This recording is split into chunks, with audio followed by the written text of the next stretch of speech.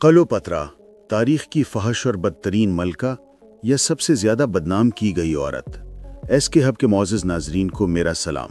नाजरीन, तारीख के औराक में कुछ ऐसे नाम भी दफन हैं जिनकी हकीकत और अफसाने में फ़र्क करना तकरीबन नामुमकिन हो जाता है। और इन्हीं गुमशुदा किरदारों में एक नाम ऐसा भी है जो सदियों से दुनिया के तख़य्युल पर हुकूमत करता आया है। वो नाम जिसे कभी हुस्न की अलामत कहा गया, कभी फितना अजीम, कभी जादूगरनी, कभी मिस्र की सबसे बड़ी सियासतदान और कभी बदकारी की मलका, और यही नाम है क्लोपत्रा। लेकिन सवाल यह है कि क्या वाकई क्लोपत्रा वही औरत थी जिसे फिल्मों ने जिस्मानी हुस्न की देवी बनाकर पेश किया? क्या वो वाकई बदतरीन और फहश मलका थी जैसा कि रूमी मौरखीन ने लिखा, या फिर क्लोपत्रा दरअसल एक ऐसी ज़हीन, ताकतवर और बेमिसाल औरत थी जिसने मर्दों की दुनिया में खड़े होकर सल्तनतों की बुनियादें हिला दी? आज की वीडियो में हम सिर्फ क्लोपत्रा की कहानी नहीं सुनेंगे, हम इसका असल चेहरा देखेंगे।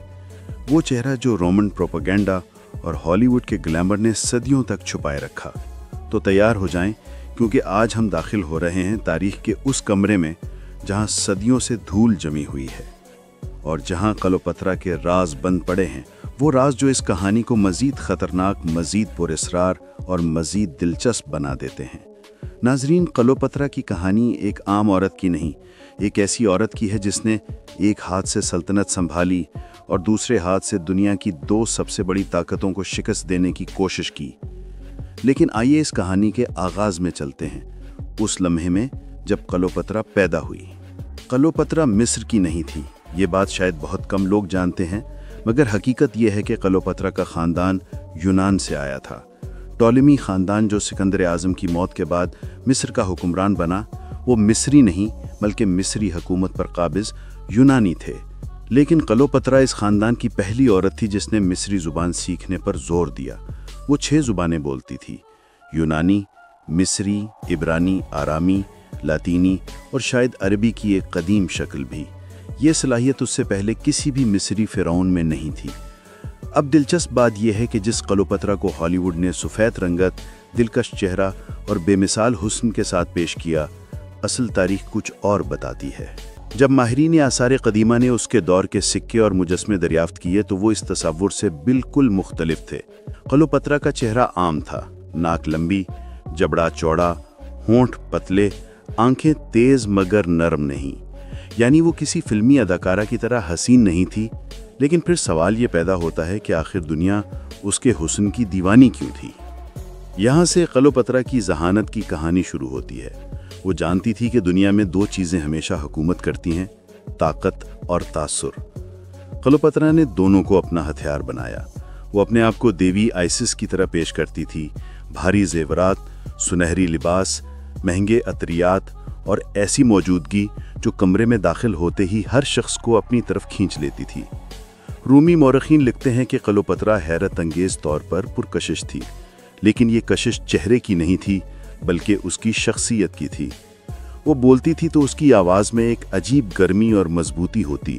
वो चलती थी तो ऐसा लगता जैसे कोई रानी नहीं बल्कि कोई ताकतवर तसव्वुर पूरे माहौल को बदल रहा है। फिर आता है वो वाक़या जिसने दुनिया बदल दी, जूलियस सीज़र से मुलाकात। उस वक्त मिस्र 2 हिस्सों में बटा हुआ था। क्लोपत्रा और इसका भाई एक दूसरे के दुश्मन बन चुके थे। क्लोपत्रा अपने भाई के महल में दाखिल नहीं हो सकती थी क्योंकि हुक्म था कि उसे जिंदा पकड़कर कत्ल कर दिया जाए। लेकिन क्लोपत्रा कौन थी? वो जो एक आम दरवाजे से दाखिल नहीं हो सकती थी, वो कालीन में लपेटकर महल के अंदर लाई गई। और जब कालीन खोला गया तो जूलियस सीज़र के सामने एक ऐसी औरत खड़ी थी जिसकी आंखों में जंग, जहानत, एतमाद और मुस्तकबिल के हज़ारों मंसूबे छुपे हुए थे। सीज़र हैरान रह गया और उसी लम्हे क्लोपत्रा ने सीज़र की कमज़ोरी को समझ लिया, ताकत की ख्वाहिश। इन दोनों का ताल्लुक इश्क नहीं था, सियासत थी। सीज़र मिस्र को रोम का हिस्सा बनाना चाहता था और क्लोपत्रा चाहती थी कि वो मिस्र की वाहिद मलका बने, तो लिहाजा ये सौदा दोनों के लिए फ़ायदेमंद था। सीज़र की मदद से क्लोपत्रा मिस्र की मलका बन गई, लेकिन दुनिया ने फ़ौरन उसे बदकार औरत कहना शुरू कर दिया, सिर्फ इसलिए कि उसने अपनी सल्तनत बचाने के लिए एक ताकतवर मर्द से इत्तेहाद किया। وقت گزرتا گیا اور جب سیزر قتل ہوا تو روم میں طاقت کا نیا کھیل شروع ہوا، اور اس کھیل میں ایک نیا کھلاڑی ابھرا، مارک اینٹنی۔ وہ ایک بہادر جنرل تھا، خوش لباس، مضبوط جسم کا مالک اور رومی فوج کا سب سے قابل شخص۔ جب اینٹنی اور کلوپترا کی پہلی ملاقات ہوئی تو تاریخ بتاتی ہے کہ کلوپترا نے ایک ایسا داخلہ کیا جو آج تک دنیا میں مشہور ہے۔ وہ سونے کے تخت پر بیٹھی، نیلے اور سنہری لباس میں، اور اس کے ارد گرد خوشبوؤں کے بادل۔ اینٹنی اس کے جادو میں فوراً گرفتار ہو گیا۔ لوگ کہتے ہیں یہ عشق تھا، لیکن حقیقت میں یہ بھی طاقت کا کھیل تھا۔ کلوپترا چاہتی تھی کہ روم کے اس نیڈڈ جنرل کو اپنے ساتھ ملا کر مصر کی حکومت کو نہ صرف بچائے بلکہ مضبوط کرے، اور وہ ایسا کرنے میں کامیاب بھی ہو گئی۔ یہاں سے کہانی اندھیرے میں داخل ہوتی ہے، وہ مقام جہاں رومی پروپیگنڈا شروع ہوتا ہے۔ اینٹنی کے مخالفین نے کلوپترا کو خطرناک، فاسق، بدکار اور مکار عورت کہنا شروع کر دیا، صرف اس لیے کہ وہ ایک عورت تھی، اور ایک عورت ہوتے ہوئے دو عظیم مردوں پر اثر رکھنے کی طاقت رکھتی تھی۔ ان لوگوں نے اسے فحاشی کی ملکہ کہا، مصر کا زہر کہا، اینٹنی کو تباہ کرنے والی عورت کہا۔ لیکن کیا یہ سب سچ تھا؟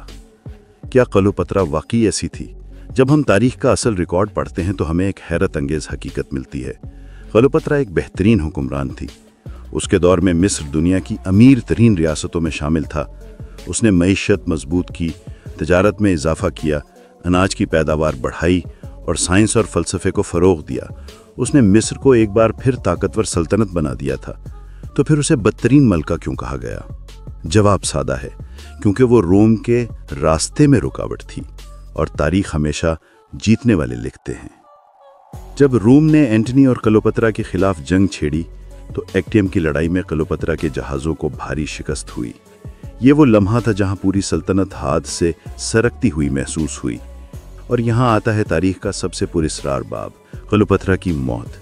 کہا جاتا ہے کہ اس نے ایک زہریلا سام منگوا کر اپنے ہاتھ پر ڈسوا کر خودکشی کر لی، لیکن کچھ مورخین کہتے ہیں کہ اسے قتل کیا گیا۔ اس کی موت کو خودکشی کا رنگ دیا گیا تاکہ روم اپنی فتح کو صاف ستھرا دکھا سکے۔